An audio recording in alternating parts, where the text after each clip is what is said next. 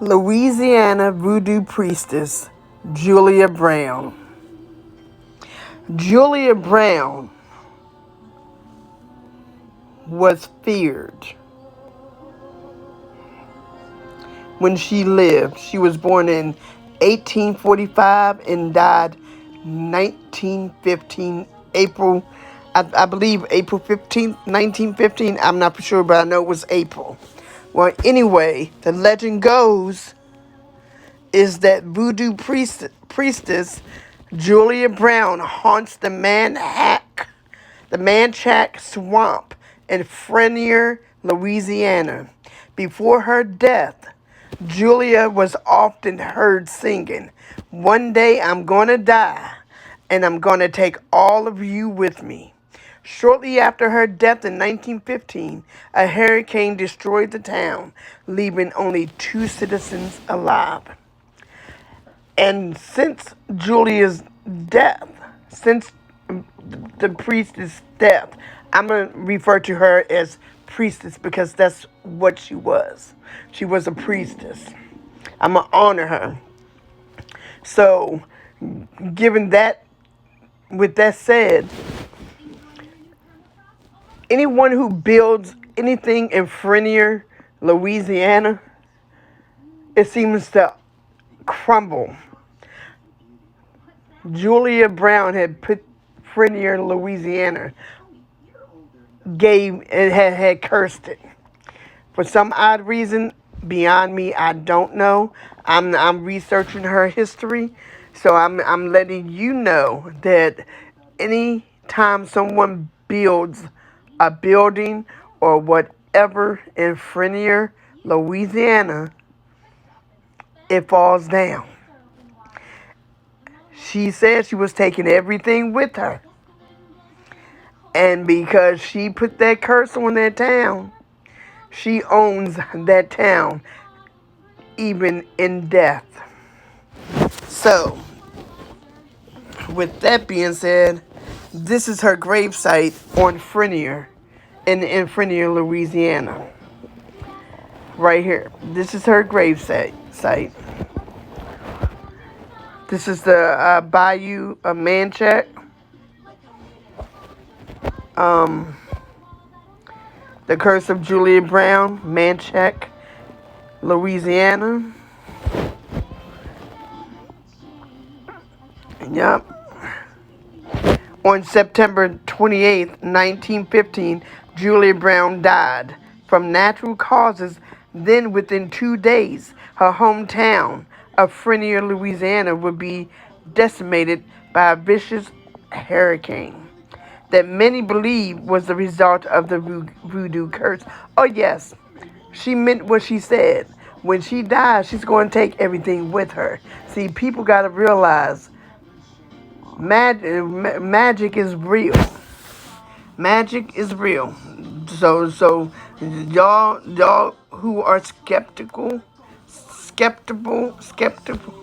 on magic, all we have to do is say what we want and will it in a tent, and it's going to happen. So y'all can laugh at us who practice this, but y'all also better be wary too, because it's going to happen. Whatever we will that intent to be, whether it's good or bad, it's going to happen. Born in 1845, Julia Brown was a voodoo priestess who lived and worked in New Orleans. In the 1860s, before picking up and moving on to the village of Frenier, in the midst of the Manchac swamp, the village had no doctors, and rather than traveling to the great distance to New Orleans to find a doctor, the locals sought after Julia to be their local healer. See, this is what I'm talking about.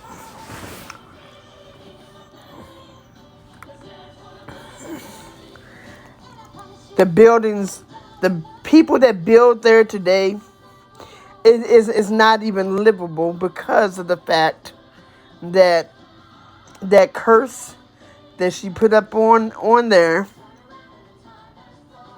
she took everything with her. She's the mayor of that town.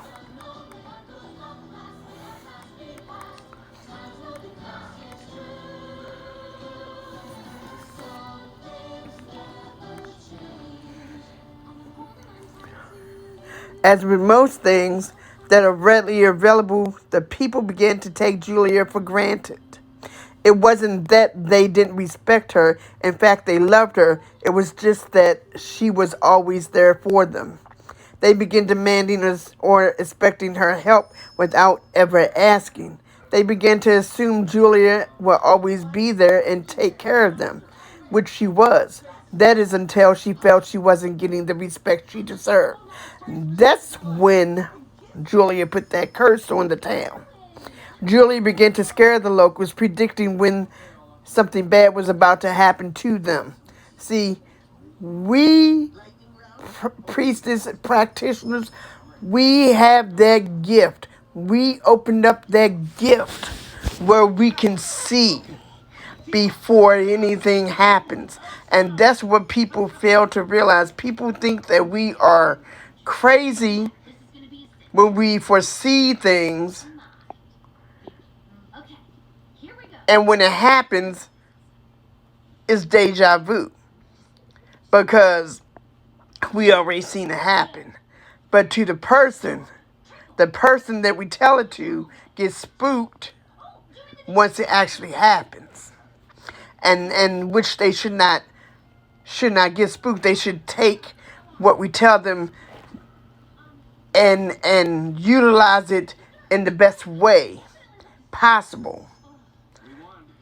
Because we tell them to let them know that boom, this is about to happen, or is about to happen. So you got to prepare yourself for what's about to happen. We tell them ahead of time. So, with that being said, Julia began to scare the locals, predicting when something bad was about to happen to them. The townspeople were terrified, not knowing whether she was foretelling future events or placing a curse. See, when we see things, we're not placing a curse on y'all. Okay? That's one thing. Y'all will know when the curse is being placed. I'm telling you like it is. We don't always place curses or juju on people unless it's warranted.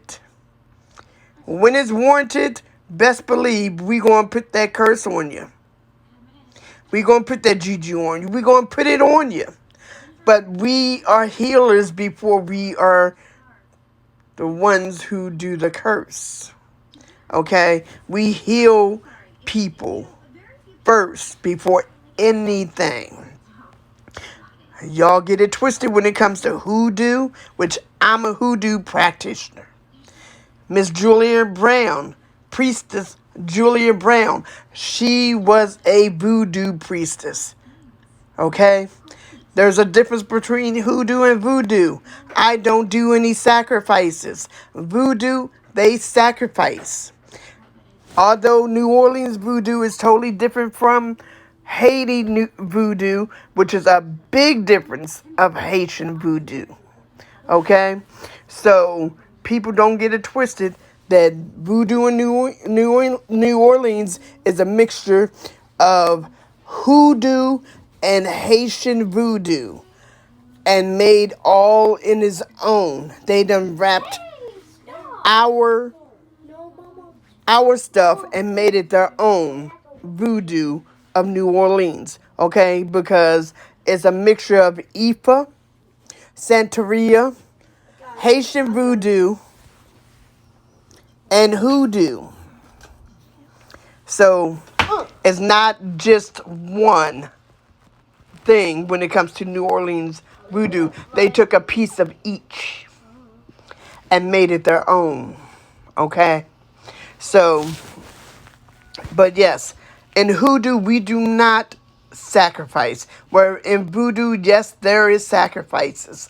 They chop off the chicken's heads and let the blood spurt and everything and do the rituals, okay? We do not do those sacrifices. We in hoodoo is more nature. We do. We deal with the herbs, and we do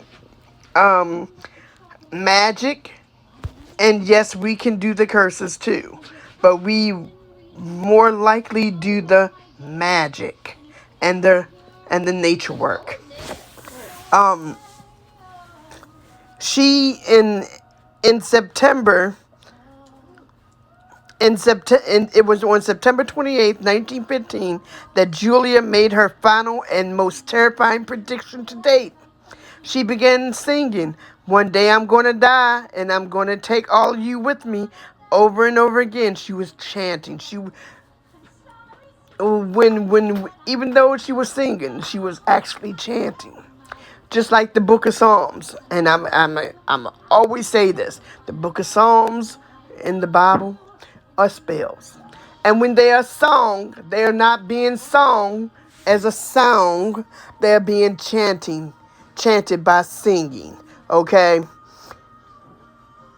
that's why all the Psalms from Psalms 1 through is all spells, and we always would chant them with singing. Um.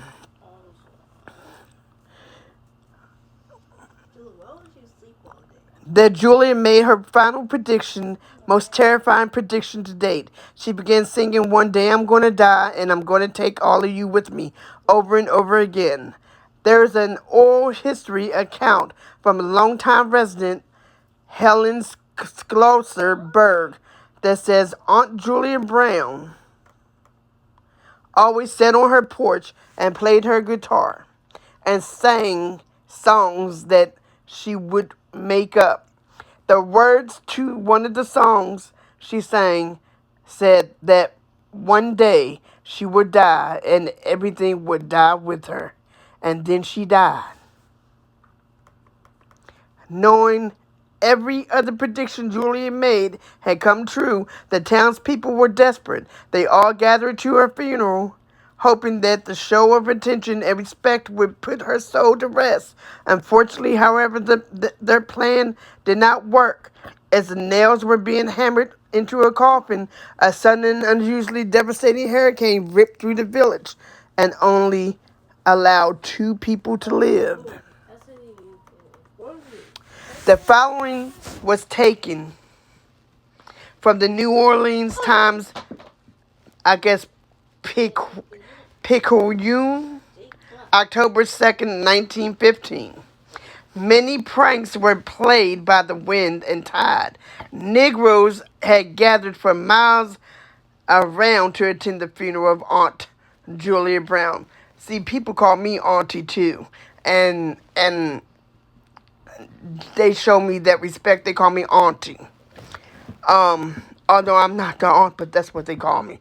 An old negress who was well known in that section was a big property owner. The funeral was scheduled, and Aunt Julia had been placed in her casket, and the casket in turn been placed in the customary wooden box and sealed at 4 o'clock. However, the storm had become so violent that the Negroes left the house in a stampede, abandoning the corpse. The corpse was found Thursday, and so was the wooden box, but the casket was never found. So many lives was lost that the locals still claim to find skeletons surface, only to drift down the swamp. They also speak of Julia as a beloved local healer, choosing to believe she have acted with malicious intent, suggesting that Julia's songs of doom was more of a warning than a curse. Some believe she had tried to perform an anti-storm ritual and that had failed, or she ran out of time. One of the lucky survivors recounted his experience from New Orleans, having left Manchac swamp during the storm. The water was washing in the front door. We thought we were gone. All the camps were there gone. On the big lake, They had big timber by big cypress timber. It was just like a break bore went along there. I bet that storm blowed ever bit 120 or 30 miles an hour. You could hear it come across the south when it hit our place, just like a freight train. Despite efforts by developers to rebuild the area, the only thing that remains on the island where Julia Brown once called home was a mass grave where the dead were buried.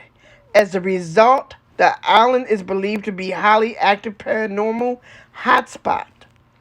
If you listen carefully, you may hear the sound of ghostly voice singing Julia's infamous song. Today, if you care to see for yourself, you can take a boat tour through the waters of Manchac Swamp and onto the island with Cajun Pride Swamp tours. I'm telling you, she made sure ain't nothing being built on those lands of Frenier, Louisiana, Manchac Swamp. She said that. So in death, she's making sure ain't nothing being built. But you can still hear her singing. The day I die, I'm gonna take all of y'all with me. And you can hear her still singing, chanting that chant if you take that boat tour. Well, I'm out. Ashe, ashe, ashe. This is Auntie Universal coming back at ya. I'm out.